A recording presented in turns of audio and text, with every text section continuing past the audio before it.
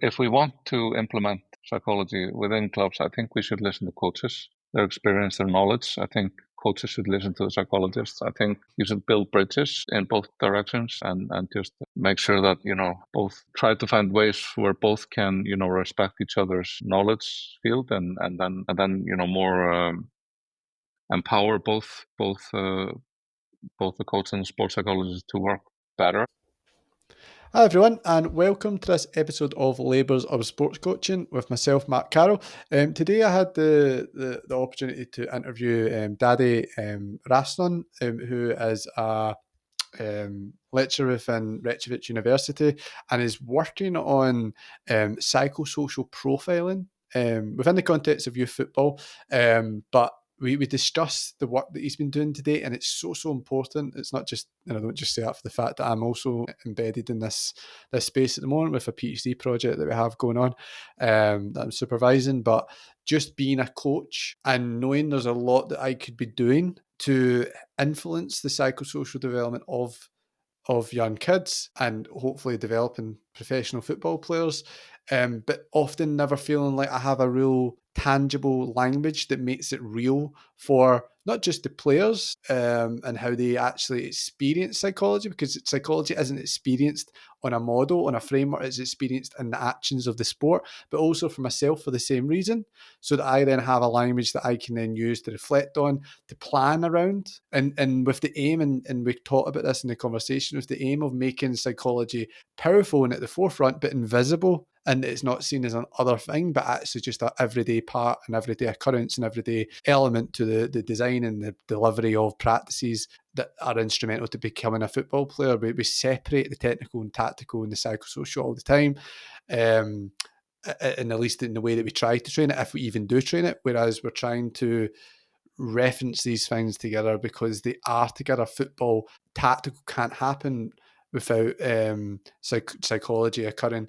Psychology, in a meaningful sense, must be contextualised through a fully formed model of what we're actually trying to do at the still level of the technical, tactical. So all these things come together. It's a really pragmatic conversation, not one that is overly scientific, but also is built upon really hard science, but essentially flexible in the way that we allow coaches, are empowering coaches through a lot of the methods that Dadi will touch on, to contextualize the meaning of things in a way that is bespoke to their environment and what their requirement requires, and the makeup of the players. And we get a whole sort of conversation as well about developing the player, but also developing the person and what comes first, and even how clubs can leverage a more psychosocial, performance orientated agenda to actually maybe bring about a more holistic development priority within their environment by working with the machine, if you will, certainly in a developmental sort of talent development space. So much to glean from this. I really hope you enjoy the conversation, and let's get into it. So, Dadi, how are you? It's great to have you here. Yeah, thanks, Mark, for inviting me. Yeah, I was, obviously, it's been a wee while since we've caught up, but I've been tracking your work really closely because it's so novel insofar as what you're trying to do. It's so pragmatic actually as well. And we'll hopefully come on to talking about that, because we're going to look at the topic of psychosocial profiling. It's some work now that I'm actually now involved with actively. You know, we've got a PhD going at a football club here in Scotland that I work closely with, and we're trying to kind of set the trend there. But you've actually been doing this for quite a while and have been quite engrossed in this work, and it's like an underknown secret, you know, in so far, yeah, everyone wants to talk about psychosocial skills and everyone values them, but we don't actually, at least until now, have a method for really building it into a practice. So people that are listening might go, what on earth are you talking about? So I'll let you kind of kick it off for us. Yeah. What has been the inspiration for the work that you're doing right now in football and more widely? So I was lucky, enough to enjoy quite a long career in coaching both children from the age of 4, and I've been coaching, involved with elite football teams as well, men and women, and many different areas. And then I was also the head of youth at Breiðablik, which is maybe the top academy club here in Iceland. And then I kept thinking at that moment, because you're trying to help the coaches, with the various things that they're doing, and you're also trying to learn yourself. I thought we had technical, tactical, physical, quite down to a T as far as we could go. Then I was thinking, we keep talking about the psychological factors, and coaches use those almost every time they have a game or interview after the game. They always use psychosocial factor or psychological factors as an explanation, attributing factor for why they either won or they lost. That was, what started me to get going, because, even though the coaches kept saying, this is the most important factor. We lost because we didn't work hard enough, or we didn't communicate well enough. We lost our confidence. But then again, what are you then doing to actively work on that? Why don't you work on it like you work on your fitness, like you work on your technical ability and your tactical acumen? So that was the beginning of it. When I was still coaching, I came across Chris Harwood's book on the 5 C's, and I just started reading that, started trying to, use bits and pieces from that as, far as I knew. Then I ended up in China, actually, and came back and started to, work towards my PhD. And the idea was always to, the question behind the PhD was, how can we coach these psychological factors, effectively? And one of the main questions that we have from the beginning is, what is realistic? Because not every club, not every 14-year-old coach is going to have a sports psychology on hand, and even clubs with big financial resources, they don't have a lot of sports psychologists around. And then it's also, what is realistic to expect of the coach. So my work in the last 2 years, unfortunately, we realized quickly that we should involve Chris and his partner at Loughborough at that time, Carl Steptoe, into our studies and into our work, and they've been great so far in working with us. And the whole thing has revolved around trying to give coaches tools and methods to work with psychological skills in a strategic way, also in a realistic way that is simple to understand, simple to use, but useful and helpful. So that's the long and short of it, basically. Yeah. I mean, there's a lot that we can unpack there. So I think just the very first thing that you referenced, the fact that coaches themselves reference psychosocial all the time, but it's almost like, is it that we don't feel it's something that, until now anyway, coaches have felt it's something that can't necessarily be taught, or maybe perhaps just isn't their job to teach, even though it's highly instrumental to performance. But it does often seem like, and this is why I've always agreed so much with like Chris Harwood's approach to things, because I think it removes the sports psychologist as the gatekeeper and actually empowers coaches to think, you've got a role in here. I mean, you've obviously, and I think where I've always felt there's a similarity to myself and you, Daddy, is that you're a coach educator and you think about this from a coach's perspective. How much does that resonate with you, or what has your feelings been on that, about just the view on psychosocial skills themselves? Because I think that's been the thing that's held people back. It's been an inhibitor to coaches until more recent times, and this is maybe why your work's so helpful. So I think most coaches actually, they do work in some manner on psychological skills, psychosocial skills. And they actually, I think coaches are true and honest in their feelings about that. They say that they want to work on these skills and they want to develop those skills in their players, because I think you would agree with me, Mark, on this, that most coaches that we know actually do care about their players. And this is something they both want to develop well-being, and they both want to, develop skills that are useful to them, both in football and then in life. And I think you can come at this from, two different angles, because I'm interested both in the youth development sector, but also in the elite sector. Is that at the elite sector, you have coaches nowadays who are no longer supposed to be the know-it-all unicorns. They're sort of becoming managers of teams.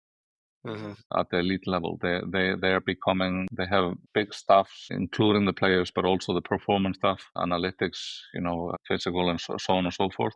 So at that level, the coaches should, like with recruitment and like with recruiting players through data and observation and those kind of things, they should know things and be involved in things and have opinions on things, but also just be smart about hiring good people to work with them. Then you have the youth level, which in most cases, almost everywhere, I mean, is that it's not funded in anywhere the same level. Like, let's say in the EPPP academies in England, most academies around the world have coaches, or youth teams. They have coaches who are basically pillars of the community, working on helping our kids develop, and just their just their social abilities and their athletic abilities, and then somebody can maybe hopefully make it to the top from this. But at that level, they are sort of, and I think that factor, I mean, they should be able to teach football skills and they should be able to get you fit.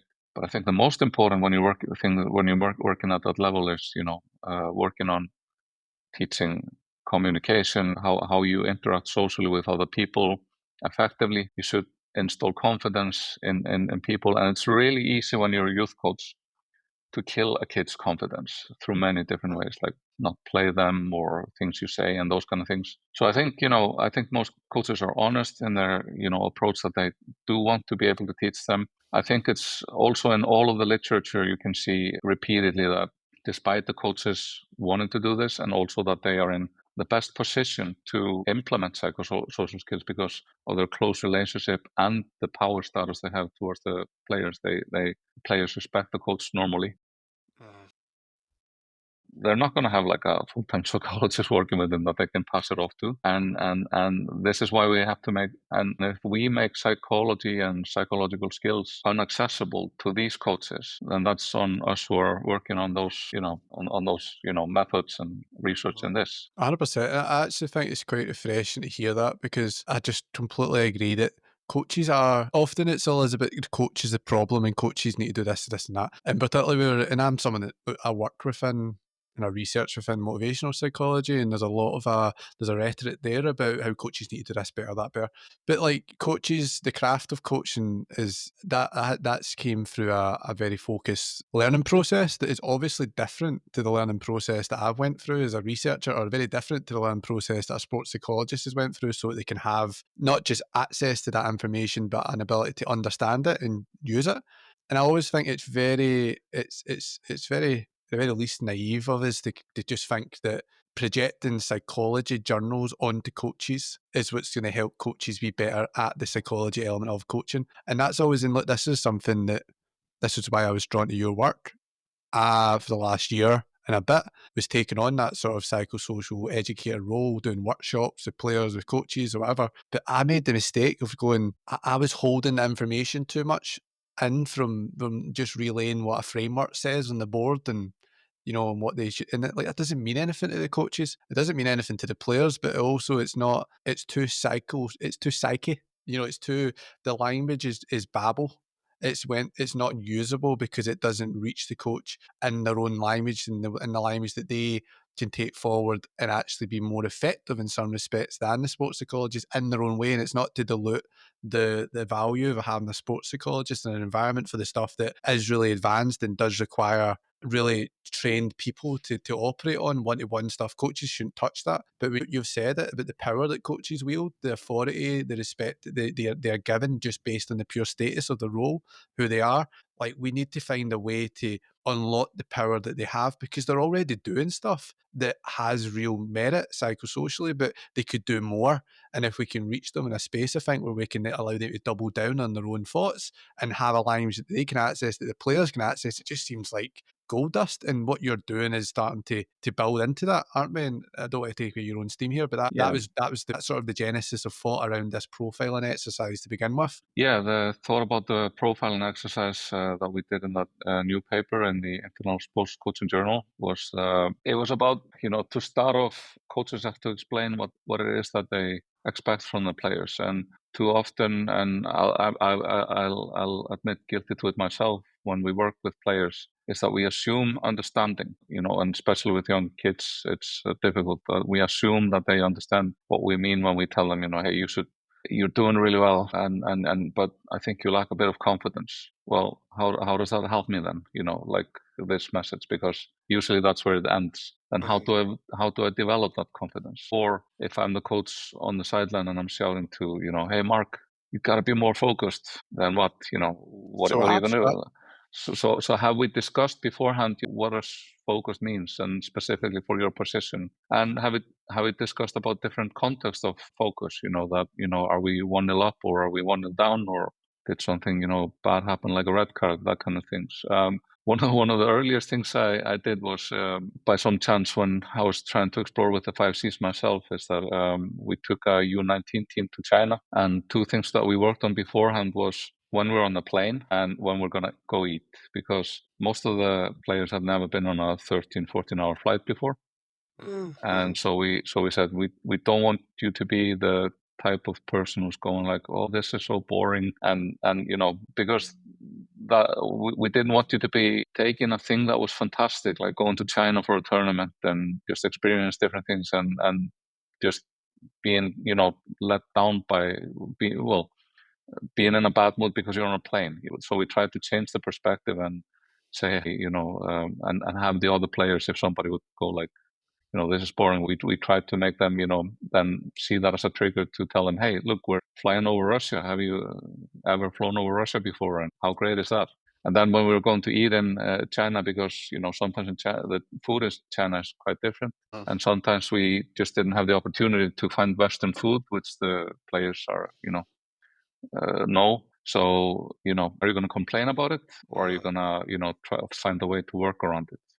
And that's something we worked on as well. So I think often teams, coaches, players, they should do more on, foreseeing these kind of situations. How are we going to, there's going to be some stimuli that we're going to have to respond to, and how are we going to respond to it? So, but with this research specifically that we just published, is that we asked a group of 9 people, experts in the field, coaches, and one guy who was an academic who had been on coaching stuff, but had also been working a little bit on trying to profile psychosocial things within handball specifically.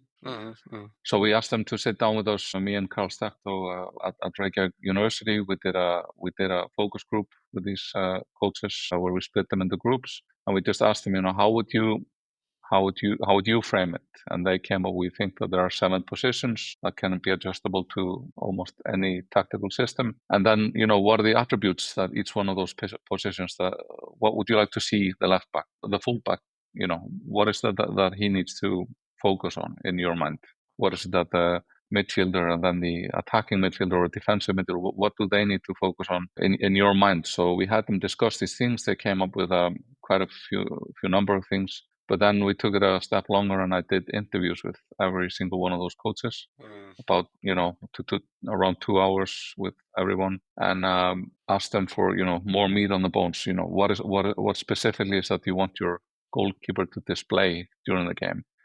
And that was really interesting, because you could hear the coaches then try to describe what it is that they want, and then they might say something. I want my goalkeeper to be big and strong, show that he's big and strong all times. Okay, but how does he do it? How can we observe that he's being big and strong at all times? I want my defensive midfielder to be aggressive in 1v1s. And then we'd ask, how can we see that he's aggressive? And it's an interesting exercise, because it makes you have to explain things a little bit more. So out of this, we came up with we did like a thematic analysis on those positions, with the positions being the main themes, and then the 5 C's framing the behaviors for us sub themes in every one of those positions. And each position ended up with 12 to 18 attributes, positional attributes that came up repeatedly and were clear, and in our mind they were observable as well, which was important. And so we pass on this, to coaches, this method that now I'm trying to do this again, and I'm trying to learn from this and build on this exercise, because then I took it a step further. I then took this model and I tried to measure, how did this go for players of two teams. I went to America, worked in an academy there for 6 weeks, and then during the time we tried to both work on an intervention using the 5 C's, getting the players aware of the 5 C's and how you can use psychosocial skills within the game and in training. And then pre, during, and post, we did some. I did measurements of these behaviors. We were specifically looking at the central defenders, which were like 4 players in 2 teams, just to see if their behaviors would change at all during the games during that period. And there we found out some really interesting things, in the sense that, maybe you don't have to measure everything. The coach might say that something is really important, but then, really how often does it happen during a game? And then other things that are just really hard to observe, specifically communication between players can often be hard to, observe, especially through video. Or even I'd imagine, Daddy, the impact that one player can have on a teammate that isn't verbalized, but it can be felt, but not in a way that's very easy to, categorize as well, isn't it? There's these sort of strange, Exactly. intrinsic feelings that are So difficult to capture. exactly, but there were other behaviors that came out quite in an interesting way. That say for example with the center backs, that one of the behaviors that the coaches wanted to see from the center back was that if they are in a 1v1 situation and they are the last man, our coaches, they collectively wanted the guy to step into him and make his run more difficult, make his angles more narrows, instead of maybe like you would do in a youth football game where coaches often want players to step off just to provide more safety. And of course there are times to do that, but more often not, you would like to develop in central defenders the ability to step up into a player and disturb him and win the ball. Then this turned out to be, quite an important factor. And one of the players, for example, he kept backing off, even though, he should step up. But then he actually did manage to change that behavior, during that time. And that tells us that this can also be effective for coaches to use to show players, because coaches nowadays, they use video a lot to, analyze.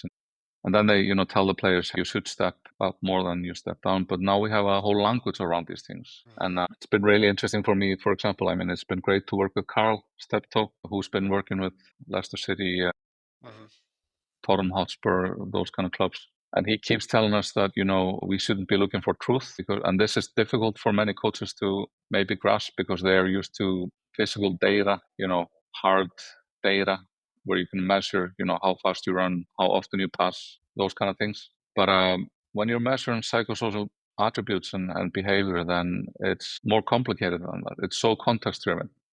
And you have to be very mindful of this. But in this sense, now we have a tool that we can provide the coaches with, where they can then create this whole language around, through the 5 C's. Hey, stepping up is a commitment factor. I've asked you to step up, and this means that you have to commit to this thing that we're trying to develop in you. And you also have to have confidence in your ability to win the ball, because that's how you're going to be able to then, hopefully, that could be one of the things that could help you step up from the youth game into the senior game. And you're importantly offering a tangible element to each of those seasons. For those that are listening, figure this, we've kind of jumped, we've fast forwarded a wee bit, just in terms of if anyone's unfamiliar with the 5 C's, it being about commitment, control, communication, concentration, for confidence as well. So, and this was a sort of methodology that Chris Harwood had came up with to kind of help capture lots of different stuff that we could speak to and work on with players into something that's quite that has depth to it, but not too much. There's breadth there as well, but again, not too much that it's just difficult to digest, isn't it? And that's what the strength of this has been. But I think what you've also touched on there, Daddy, is that, do kids really understand what confidence is until it can be an action? And is that just what that makes me think about is, and I think this is almost not just for how the kids can learn, but how us as adults, us as coaches, I'd probably also say us as academics can learn about things not always, and this sounds like heresy, but things not always need to be overly scientific. Like there's a point to which something just needs to create a feeling of effectiveness, or a feeling of allowing someone to go down a journey of further discovery, and then again we can help with that. But when I think about all these different behaviours, the academic bit of maybe go, but how do we get validity, and how do we make sure that we know that this is this and that? And that only takes you, that could be helpful to a point, isn't it? But there's a point where that stops being helpful, isn't it? And it starts being about, again, are we gatekeeping? So I mean, absolutely. We started out with things like, how do we seek inter-rater reliability for these things and those kind of things.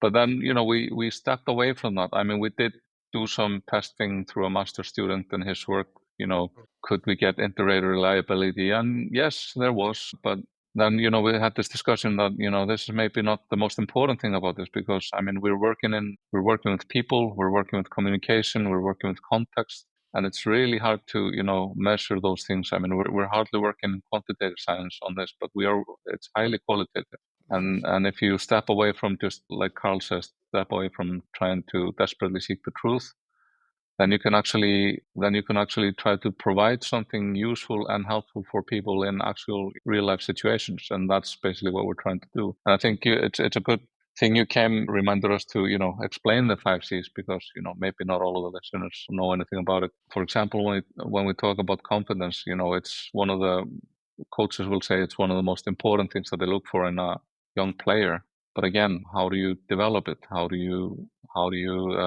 display confidence? Highly contextual. And then another thing is that I might be very confident within sport, but then at home I'm maybe not confident, or in school. So how do we develop a more rigid confidence with it? Well, I mean, that's made me think about the fact that there are psychosocial lessons learned on the park, but also off the park, that are nonetheless instrumental to making the player more holistically speaking. Like, you gave that example of kids going to a different country or an airport. There are stuff, confidence in a sense confidence behaviours can be stretched towards what they do in a space like that as well. And again, coaches need to be empowered to go off script and to contextualize the psychology in whatever way they need to in order to be more potent in their effectiveness for any one moment, isn't it? That they can have an impact on athletes and reinforce the messaging that they want to have. And again, we need to take the stabilizers off the coaches to allow them to do this, and not getting too bogged down, I think, by that truth element about what that has to actually be, isn't it? And there's also an element, and especially in the professional game, and at least at the adult level, both men and female, that coaches and clubs, they often seem to be putting a lot of work into prevent any sort of mishaps or difficult situations by you'll have a European tie somewhere in Eastern Europe or in Iceland, which from Scotland or England might be, different culturally, different pitches, those kind of things. And then you're sending people over who are trying to just sanitize the environment, bring your own cook, bring your, fly in at this hour, those kind of things. And then, then you're complaining about the pitch. And then you're taking sort of also, instead of, I think you should obviously try to prepare as well as you could, but I think you should also try to work on not sanitizing the whole environment for players, but also to develop that, resilient thing in them. Hey, we are now playing in a difficult European tie in Aberdeen, and how are we gonna prepare for that as players also? And it makes me and that's where, for example, because you mentioned, Chris, develop the 5Cs, because it can grasp so many things. So, for example, in the control, which is about your emotional control. It's about your emotional control just to also different sorts of situations. Not all of them just happen inside the pitch. They're also outside the pitch. I mean, I've seen one of the best players in the world forget her shoes going into a European tie at the hotel. So how are you going to prepare for these kind of things? Yeah, or I think, I mean, we used to have conversations with like some of our older players when I was working within the academy here in Scotland, that I was referring to that there's ongoing work and about what commitment is, and sometimes like commitment's really interesting. I think it's quite a fundamental C of them all. They're all important, but if you don't get commitment correctly, so far as like commitment towards a learning process, then it's very difficult to see growth in any other areas. And we used to sometimes talk about one such topic of turning up to training but showing up. So like the difference between players not just having the discipline to attend practice, but having the discipline to attend practice in the right way as consistently as they can be, and how that has interactions with outside events and what they do in order to, and then you start to then see connections between one C and another C. So your ability to be committed is, or could be, influence your ability to concentrate or other things like that. But again, what I think the power of the 5Cs is that I am empowered as a coach to start to reflect on what I'm doing, because I'm able to have a language now to put that into my own thought process. It's not abstract anymore. And for the players, they also have something that, again, not just on the park to aim for, but their goal setting's going to improve as well by going right. So in every academy, and this isn't just a football thing, other sports, they have like player review meetings, quarterly review meetings, whatever, where oftentimes we set like developmental goals with players. We now have a language that we can use both to help the player and the coach evaluate together where they've came, and then also plan out from there where they need to go. And having the ability to access the language that's needed to do that, I think is so, so powerful. Plus, and this is something I wanted to ask you about, Daddy, as well, is that I mean, how we have been trying to look at things is that we need to periodise psychosocial development, because again, and for the avoidance of doubt, we're talking about being flexible about what truth is. It's not to the point where this is some sort of pseudoscience. We know that this is all underpinned by real psychology and hard thought about child development, about goal setting, about emotional temperament, all those sorts of things, where concentration comes from, all that sort of stuff's embedded within it. But recognising that there's still a child that has to develop in their capacity to take on that information and to also, put it into effect, and that develops as they grow. So we think about how you relay information to a kid about goal setting as a 9-year-old is entirely different from how you relay that information to a kid that's 16, 17. The 16, 17-year-old might be able to look 10 years down the line, but the 9-year-old can only look a month down the line and how they work back from that. But there's a little bit in that, isn't there, about how we can periodise profiling. I know you've done it in such a respect that it's about the immediate actions, following actions, and I've maybe given an example there. It's a bit poor because it's off the park, but that was built into your work too, wasn't it, Daddy? I wonder if you could maybe elaborate a little bit on that, about what level of detail we're trying to give to the players for what they can target across the seas at any one time. Yeah, and again, I think context is so important, and I think I've learned that from Carl quite a bit.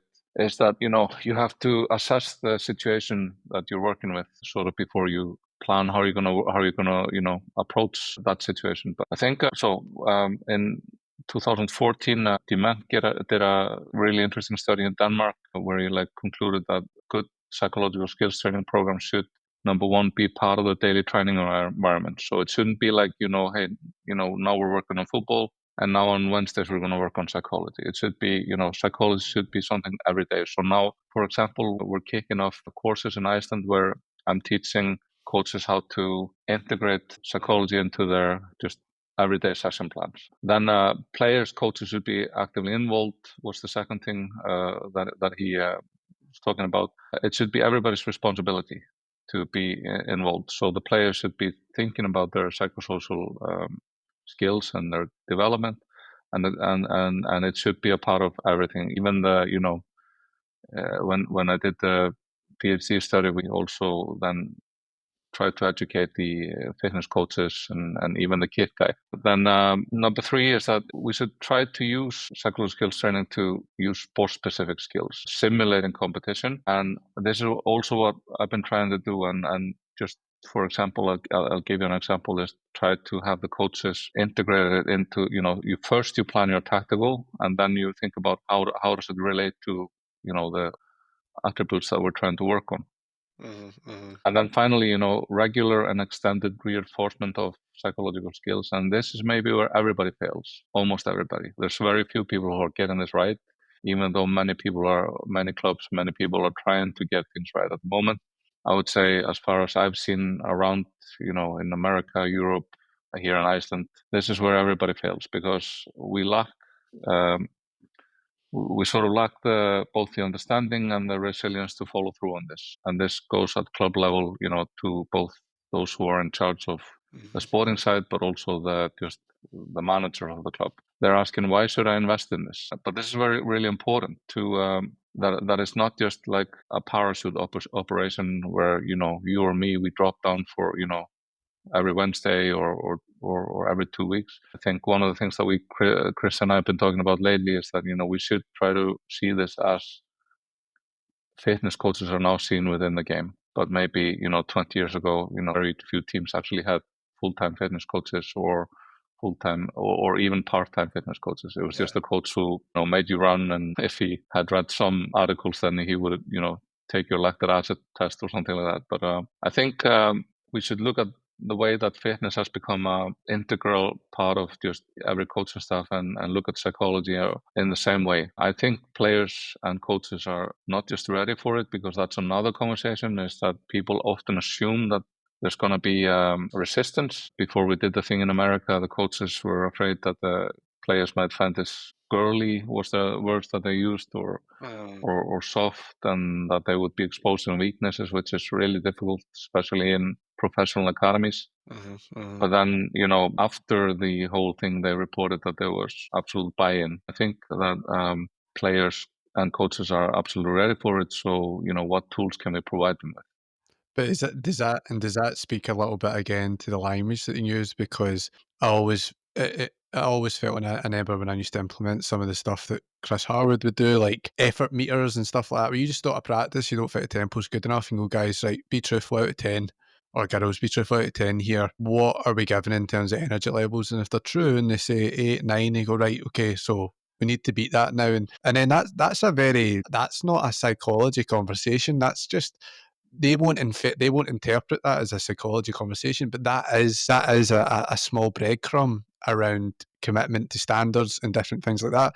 And is that where it's about, sort of, for me, how I've always looked at your work and Chris Harwood's work, it's trying to be as sports psyche as it needs to be, but no more, so that these sort of connotations that young people will attach to some of that stuff, fluffiness, they go away, don't they? And they become a bit, this is just another expectation that the coach is putting on us, because do we kind of want the players to not be able to actually tell apart the psychosocial learning from the technical tactical? Is this the idea? Do we want it to be invisible so the culture leads it? Yeah, absolutely. Absolutely. Because when you talk about commitment things, like you were saying earlier, I mean, commitment underpins our motivation. It's about, like you said, are you preparing during the day that you're going to have a practice in the evening? Do you have all the kit that you need to bring, that you're responsible for? Do you know how you're going to get to practice? Has that been taken care of? Will you have eaten? That kind of, just those little things that don't just seem common sense, but especially with teenagers, aren't. They'll often, neglect things just like eating 2-3 hours before and those kind of things, staying hydrated. But that's also a commitment issue, I would say, and especially in sports. And then once you're in the practice, how are you applying yourself to what the coach is trying to teach you? Are you trying to get better actively, or are you just there messing about? And I think, because like I've observed trainings around the world, in the last 20 years, and I think oftentimes teams just go through emotions, even at big, great clubs with a lot of resources. It's just, hey, it's another Tuesday and we're going through motions. We're doing a passing drill. But I think the best teams where I've been, observing things, training has purpose, and I think, I've also had many conversations with David Cosgrave about this. He's been with FC Copenhagen. He's been with Orlando City and Anderlecht and clubs in England as well. He keeps talking about this as the common language that we have.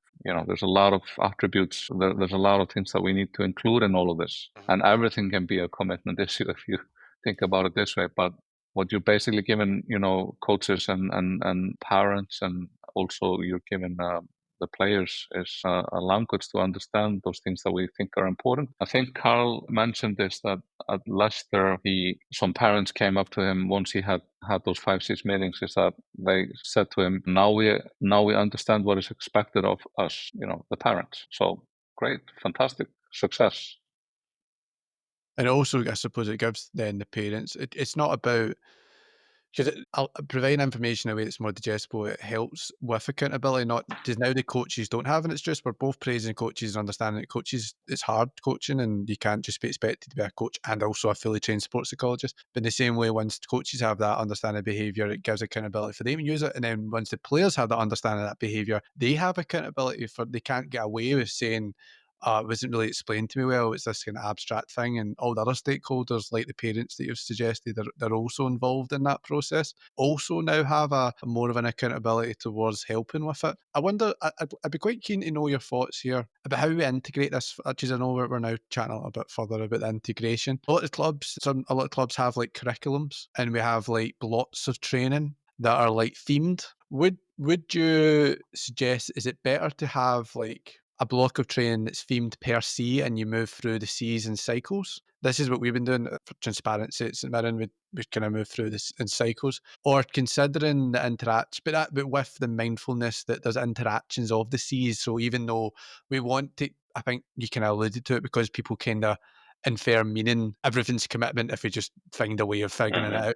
We kind of also do want to bracket the learning just so that it's digestible, because I think that's just pedagogically makes sense, for the same reason why we compartmentalise the parent game into attack, defence, or counter-attack themed sessions. We do that not to dilute the game, but to just constrain it enough that we can focus on and get some key So messages. yeah, Would you do it that way, or would you be more organic of treating all 5Cs occur all the time, and it's more about a general education of coaches to more generally integrate it so that they can pick and choose the moments? Because I would just wonder, does one it's have a both. disadvantage? Is it both? Yeah, Both. I would say it's both. So my thought around this is that if you work with younger players systematically, and yes, I mean, make those blocks within the calendar that you're trying to teach them something. Yeah, do that systematically from the age of maybe 11, 12, all the way up.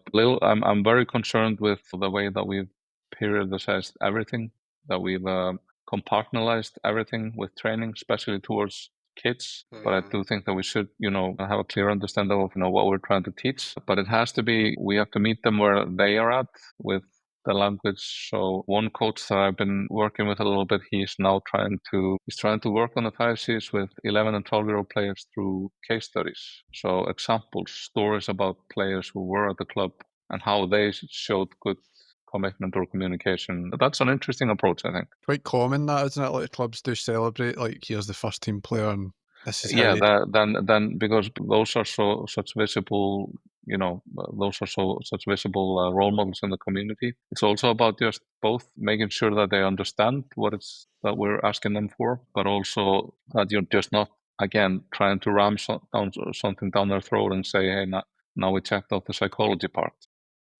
More to make it a part of everyday training, club culture, especially. I think if you do that for 3-4 years during the development phase, then I think you could, as you grow older, and this is certainly what I've found really interesting, is that then it could become almost more organic, because we got to be truthful, when you get to the elite level, then almost every week is just, problem solving week.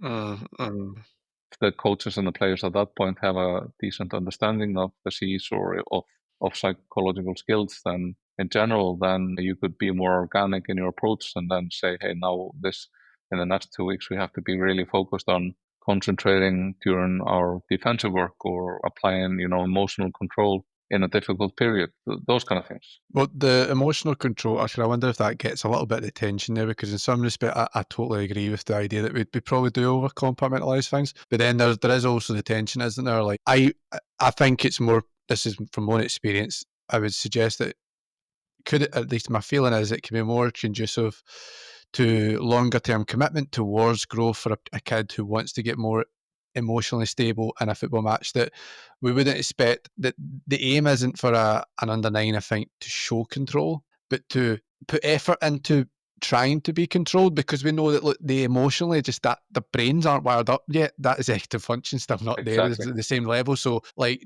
sometimes the goalposts do need to be pitched at the age appropriate stage, but then when it gets intermediate academy, or maybe let's even a more stretched example, it's no longer work with a 9-year-old, but it's the under 18. From there, we're putting more emphasis on that, on about what they actually do manage to achieve, not just their intentions towards achieving it, because we hopefully, across a legacy project, they have moved through this is kind of what the aim is, isn't it? You could imagine the and this is where the scientific element of it has to come in. The best time that we'll have to really judge how these things come to fruition is when we've got a full academy, and we can judge that, we can track the under 9 through to an under 18. But as they move through the different milestones, does that sort of justify a bit of compartmentalisation, just as we keep giving them targets they can achieve and keep building confidence through that? Well, yes. Over time, adding detail, adding accountability further, that sort of thing. Yeah, and absolutely, that the club has a plan in how they are implementing things at different stages in the development cycle. What I would say to that is that, especially with professional academies, is that then the reality there is that most players only stay for 2 or 3 years. Then they're selected out, and I think, I'm so much more interested in youth development that doesn't have this selection emphasis, but has a development emphasis. So, for example, I could make a good plan, that I'm going to work with you as a player for the next 3-4 years, but then, next year there's a player who scored more goals in a different teams, and now you've been deselected, and the other player's in, and he doesn't have any background in the 5C. So, I mean, these are challenges as well. I think what's been really interesting is also not just this project that we've done here. We also did a big Erasmus project with Chris and Carl in Loughborough and Nottingham Trent University. It was Reykjavik University, the Iceland Sports Federation, the Iceland Youth Association, the Football Association in Iceland, and Gymnastic Association in Iceland. So the aim of the project was to do one intervention in gymnastics and in football with clubs who weren't at the top, were sort of in the middle, and things. Apply the lessons learned through this in trying to make the knowledge gained accessible to the whole sporting environment in Iceland. And we're a small country in a sense, but I do think it's been quite interesting. And so one of the clubs, it was quite successful. The other club, it wasn't. We had many great lessons from those exercises that we did with those clubs. But then afterwards, from this, we created more tools. A website now in Icelandic, 5c.is, that has a lot of resources, video resources, and case studies and those kind of things for that anybody in Iceland can access. It's all in Icelandic and it's quite accessible. We also came up with what we call like playing cards, which aren't playing cards, but they look like playing cards. They're the 5 C's cards. And for every C, we had cards that had discussion points, and they had also assignments. So these were designed for 13 to 17-year-olds. We've seen those also they've been trickling down, and they've been pushed up also in age. And the whole design around those cards was to stimulate conversation, because I, as a parent, maybe of a 13-year-old, and we know this, parents just want to help their kids. They want to help them. I don't subscribe to the opinion of many that all parents or most parents want their kids to be professional athletes. They want them to have an enjoyable experience in sport. They want them to gain skills. And how do I help them? So these cards were made accessible for parents. We gave them to the athletes at that age and also to the coaches. And now they have these playing cards, and they're working on, say, concentration, and then the coaches started to use them, and in a really organic way, actually, outside of practice, inside of practice, and parents could also use those cards just to have conversation around dinner table. I have a 7-year-old daughter. I had some cards laying around in the house, and then all of a sudden I come up to my daughter's room, and she's asking her friends about how do you show good commitment.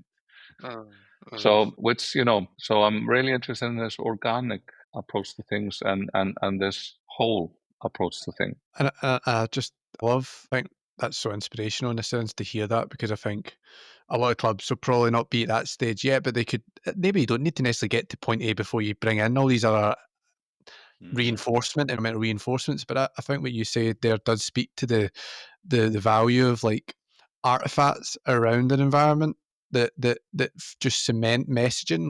If it's not just the cards, as that in itself, something that's very explicit, it can just be from something as simple as quotes on the wall, posters, reinforcements. But again, that speaks to who the most powerful reinforcement can be, which is the whole crux of the conversation, is people. But I suppose that's where we started. We kind of came full look there. There was a couple of questions I wanted to ask Daddy around bringing conversation back a little bit to the periodization topic. See, if I was to play devil's advocate, I was quite curious to know your thoughts on the work, and it's such a fantastic study, and I'm going to put a link to it in the show notes. I was quite intrigued by some of the stuff that you spoke about around when to bring in psychosocial, like position-specific standards.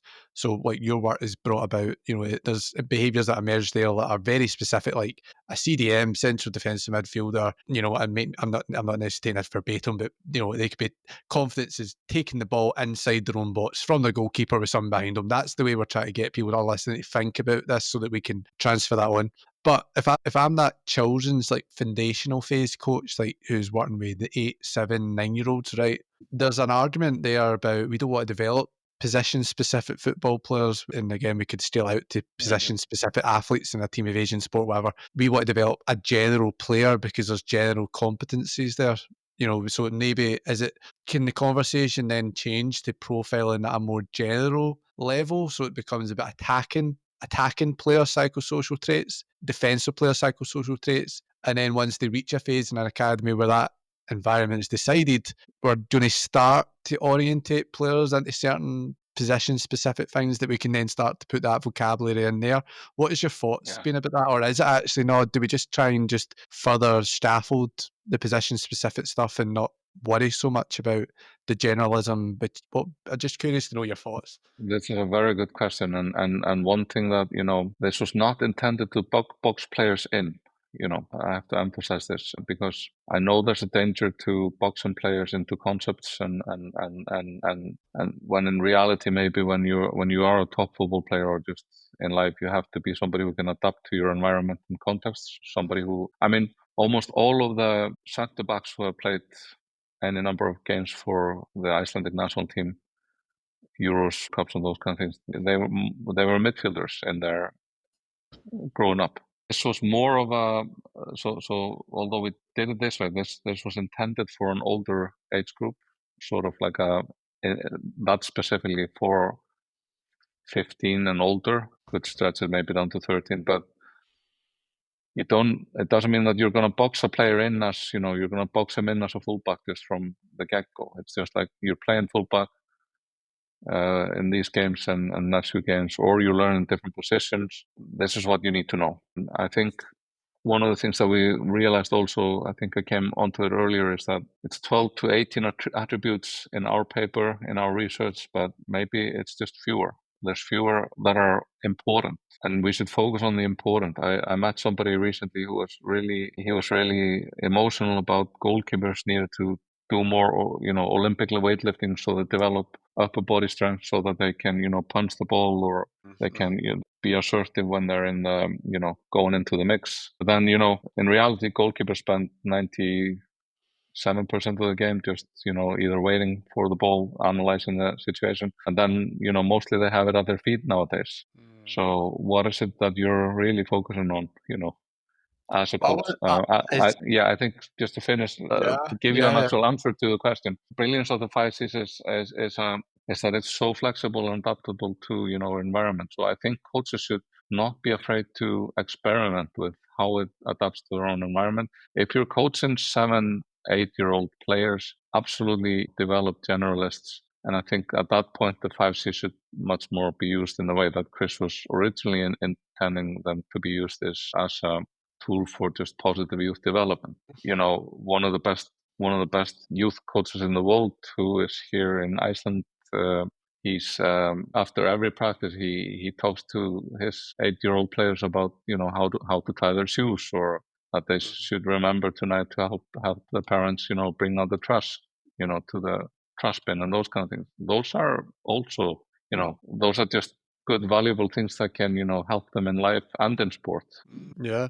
See what you said there about the example with the goalkeeper coach and what they're looking for there. How sometimes there isn't I think that offers a bit of an insight into where I know a lot of this conversation is about trying to be flexible in how we contextualize things, and using a bit of sometimes a professional knowledge to help put into words what we want players to do and how we can profile through that.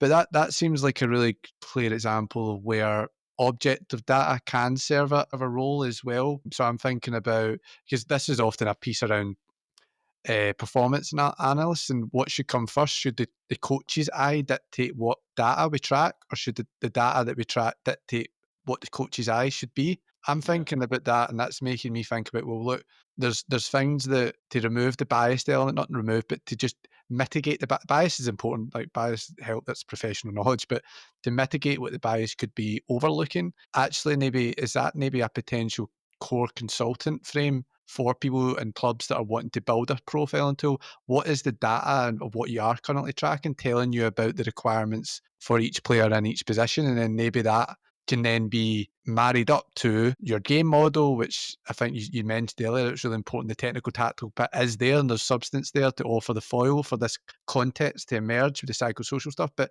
there's a real synergy there, isn't there, where we can see the scientific, the data element, the stuff that can be tracked. That doesn't need to come at the end of this process. It can actually be at the start, probably, as well, I wonder. Or is that, or what's your thoughts? Just that made me think about that. Yeah, that's a good point. I think what's been really exciting for me personally is to, as I've gone through this, more often, is that things aren't always as they seem, as we think they are. When you talk to the coaches, they place an emphasis on some things. I think it's really important, but then you're just looking at it, hey, it only happens every 15 games and he's obsessed about it. Or that they will, be asked, how do you evaluate your centre back, or how do you evaluate your midfielder, and they keep talking about things like aggressiveness. And that made me think a lot. For example, in Iceland, the use aggressiveness was used a lot in speaking to the coaches. Would that be different in Spain, or would it be discussed in a different context? Often in Iceland, for example, we think that our main attribute is combativeness and aggressiveness, and that we are hard competitors, and this is the reason that we can compete in the international stage. I think you would have the same in Scotland. The archetypical Scottish player is somebody who works hard, is really, works hard and is aggressive. And then you look at Spain and you're like, oh, they throw themselves to the ground a bit more and all of this. But then you just actually go and look at them, and then like, they're hard as nails. They're really hard as nails, but it's just different. It's there's a different context to it. Because that was something that was interested in, the fact that there was some C's were picked up more often.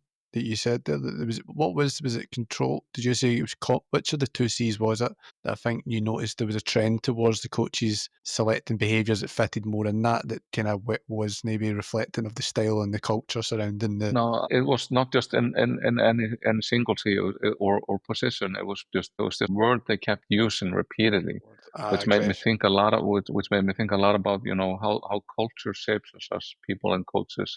And then, I've also worked with a lot of coaches from Spain. It was really eye-opening for me to work with Brazilian players, because in Europe, and I think you'll know this for England, they'll show Neymar rolling around on the ground, but then you meet these people and, how their fantastic work ethic and how they take care of themselves. I'm really interested also. It would be a really interesting study if, to look at how cultural stereotypes and how culture shapes our approach to, what is it that we want players to deliver and our teams to deliver. 100%. So that's, for me, it would be really interesting to basically repeat this exercise with a bunch of guys from a different culture, a bunch of coaches from different culture. How do the German coaches see their, what attributes do they emphasize? Yeah. Is it different in Spain? Is it different in Scotland than from England? That's really interesting. Well, hopefully what we're going to see, obviously the work that we'll be starting now at St Mirren as we build the psychosocial profiles, is that there could be, remnants of culture and style as well. I was actually looking back at the paper there, and I think it was control and confidence were the most frequently quoted C, and how much of an influence we can make from that around what did that club valued or what the coaches valued. Because I would wonder as well, and I think that maybe again speaks to the importance, and you seem to deliberately attach so much emphasis on the contextuality of this as a tool in that. Because if I make a psychosocial profile, it needs to be not just for what we think is helpful for the player, but in their development, but also we have to work with the machine that we're in, and clubs, the external club has a style of play, they have a philosophy of play, and they have certain expectations of what a centre-half should be that's different perhaps to the niche club, but also at scale could be different from the niche culture. And does that again probably it just reinforces the need to really be bespoke, to be some working from the ground up, and to really make sure that the players fitting in with what we actually want longer term, because the longer term pursuit is, selfishly speaking, at a club level, is to create players who get into a first team, isn't there, and get players that move upwards in the chain. And I know that that isn't often, maybe ethically speaking, isn't maybe what the prime concern should be, but we need to recognise that that's a big part of this as well, so that we can invite us to be both a performance tool and a development tool. Yeah, I think it's very important that, if clubs are taking young kids and making them spend most of the youth within their, environment, they have a high degree of responsibility and duty of care to make sure that they, can attain education, that their psychosocial needs are developed and met.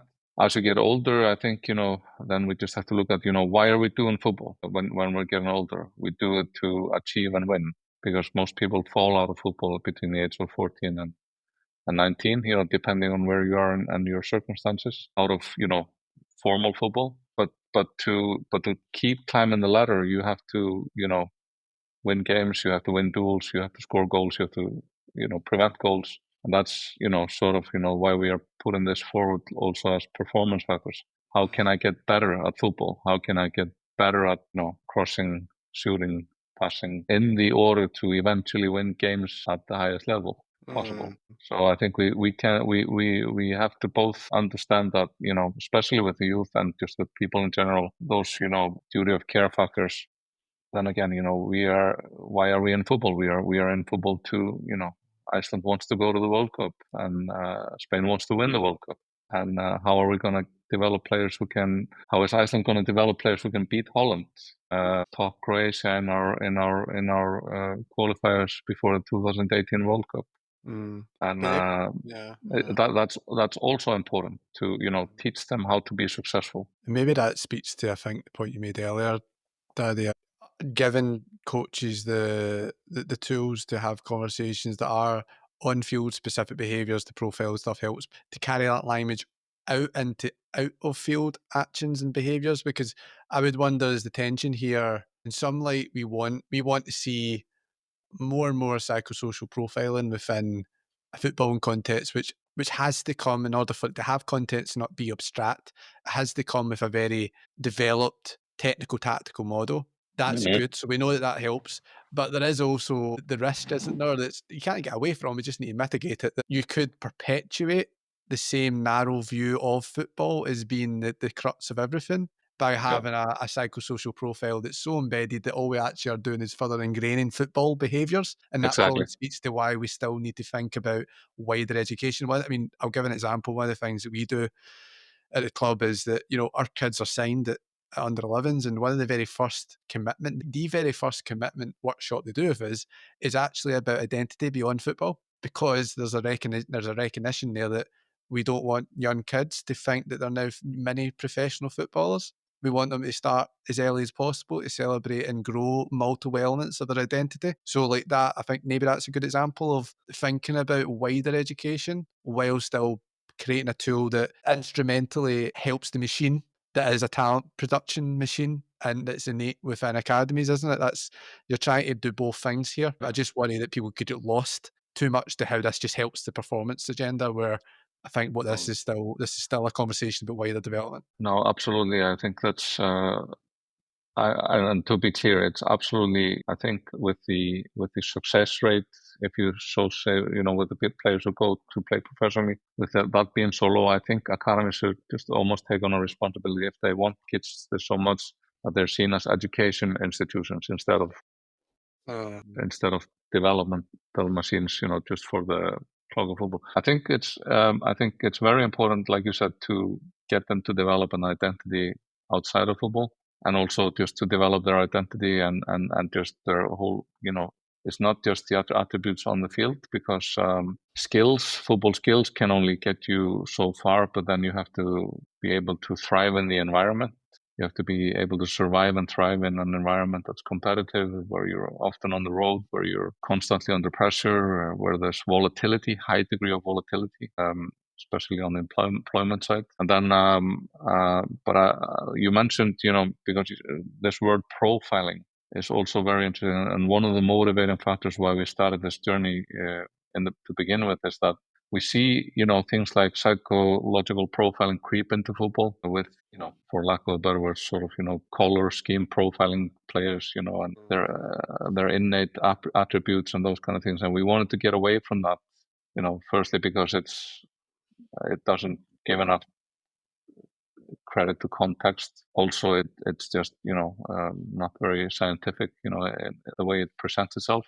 Mm-hmm. But then also in the sense that, we need to focus just more on, teaching what we call, for a lack of a better word, behaviors. What is it that you actually do on the field? Because that's what we're then going to measure you on, realistically. When you're working in an academy, you're not measuring somebody on what good of a guy he is. You're cutting him because he's not fast enough. Dortmund cut Marco Reus at the age of 16 or 15 because they thought he wasn't big enough. Mm-hmm. Then they had to buy him back for 18 million euros, 6 years later. Jeez. One coach at Reading didn't think Gylfi Sigurðsson had the speed to play in the English Premier League in the midfield, so he was training him as a centre back. And then Gylfi played for 10 years in at the top level in the Premier League. So it's about, being careful with, profiling players, attributes, or those kind of things. Instead, focusing on, telling them, this is what you're going to be measured on. These are the things. If you're a winger, we are looking into your crosses. Where do they go? Are they effective? We are looking into, are you able to beat men? Are you able to track back when we need you? Can you press as a part of a group? Do you have sufficient speed? So this is why I don't want to go too far down in age with this tool, but more and this is why we did the study on U15 and U17 team. And then the next paper that we're gonna, present, hopefully, pretty soon, is that working with 15 and 17-year-olds, and I think that's a good age to concentrate, and then even up from there. I'm really excited to see what that paper obviously shows up once it's out. And I think, if there's one thing, I think, just as we kind of wrap up, Daddy, I think this work has been a long time coming, and I think it offers a bit of a real opportunity to like I think you alluded to when you said around like 20 years ago when we spoke about the athletic trainer, like that was just a bit of a weird thing to consider, but now it's an integral part of it. I think hopefully it won't take as long as 20 years, but I think this sort of tool will become almost like build itself into an existence, because like hopefully it just becomes so part and parcel of the coach's role that we stop needing to have workshops about integrating it, because it just becomes a set nature. I don't think it will maybe move as fast a rate as that. You won't be out of a job anytime soon. But what I think is really great about it is that while we're trying to we're having a conversation here about how we avoid like you say, sort of tracing players towards certain things, and avoid maybe feeding a machine that isn't often set up with the best. Well, it can say that it isn't often set up with the players being in there what they require holistically speaking, and is being at the forefront. It's often like seen as a luxury item alongside performance. I think clubs are getting held to account more and more for that. But what I do think you are giving is a way to create, and I think this is, I'm not a psychologist myself, right? So, and I'm sure there's psychologists that have different thoughts on this, but I think the biggest trend, the thorniest issue is about how sports psychology justifies itself in sport. And I think the fact up until now that it's been very difficult to have really tangible KPIs for showing the impacts or the reasons behind why we should continue to resource academies with psychology. Now, I know that I'm not saying that the psychosocial profiling tool, if it shows up that a player has moved inside the park enough times when the coaches, that isn't necessarily showing that was all to do with psychology. But what it does give, I think, is people in clubs who do care about that, it gives them evidence to take to higher ups to then go, look, this is working, further fund, further finance, further invest in other elements of what we're trying to do here from a psychology lens. I think this is why, when we're talking about gatekeeping and stuff, this is why I think releasing the information from the sports psychologists is to help them, because it's actually allowing the environment to speak on their behalf and to work through them, and to capture evidence that furthers their agenda as well, and furthers the wider agenda about what sports psychology can offer. So I think it's so important, and I'm so thankful that you've been doing this work, because I think it's just so integral to what we need to do now to be really modern, contemporary coaches. And hopefully, the work that we're now doing at UWS and through the St Mirren as well will hopefully add a small piece to that jigsaw puzzle that you're putting together. But yeah, just thanks so much, Daddy, also just for obviously coming on and chatting about it. Is there anything that you haven't had a chance to mention that you think would be a good time to mention? I think maybe to catch the ball from where you're throwing it with your last is that I think if we want to implement psychology within clubs, I think we should listen to coaches, their experience, their knowledge. I think coaches should listen to the psychologists. I think you should build bridges in both directions, and just make sure that both try to find ways where both can respect each other's knowledge field, and then more empower both the coach and the sports psychologist to work better.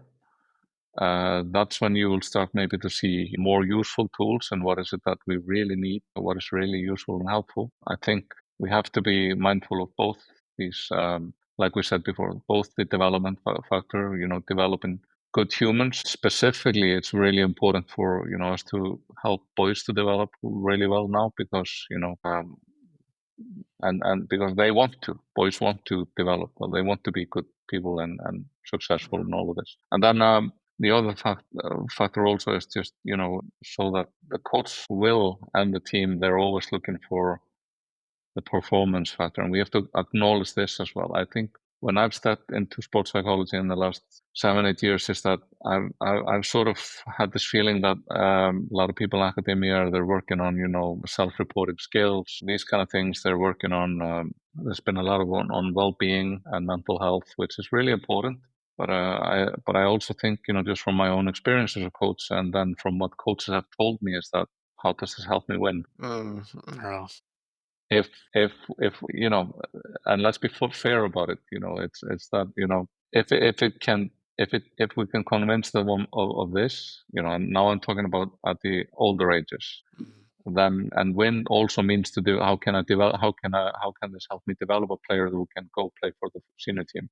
If we convince them of this, then we can also implement the things that we care about, like mental health and well-being and those kind of things. Yeah. And that's reality, and we have to meet, people where they are. Yeah, no, honestly, thanks so much, Dadi. You couldn't have said it better myself. So hopefully that was even a tenth as useful to the people that are listening as it certainly was to me. And yeah, we will see you next time. Thank you so much again, Dadi. Thank you, Mark.